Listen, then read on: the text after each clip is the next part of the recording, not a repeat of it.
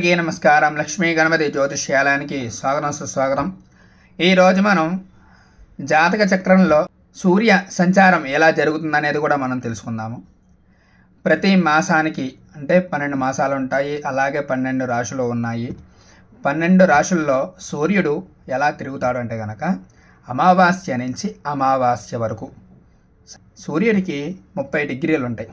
30 డిగ్రీలు దేనికి అంటే మాసం అనేసరికి 30 రోజులు లెక్క.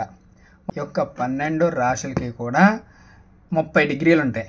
30 డిగ్రీలు దేనికి అంటే కనుక ప్రతిరోజు కూడా తిరిగి అమావాస్య నుంచి అమావాస్య వరకు తిరిగే సూర్యుడే ఈ యొక్క మాసానికి అధిపతి అవుతాడు అనమాట. ప్రతిసారి కూడా ప్రతి ఒక్క డిగ్రీ కూడా రోజు రోజుకి పెరుగుతూ వస్తూ ఉంటుంది రాశిలో సూర్యుడికి.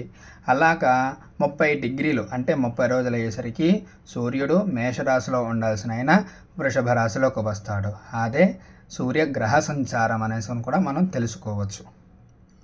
లైక్ చేయండి, షేర్ చేయండి, సబ్స్క్రైబ్ అయితే చేసుకోండి. ఇలాంటి విషయాలు మీకు ఎన్నో చెప్తూ ఉంటాను. మీకు ఏమైనా డౌట్ ఉంటే కనుక నాకు కామెంట్ రూపంలో తెలపండి. నమస్కారం.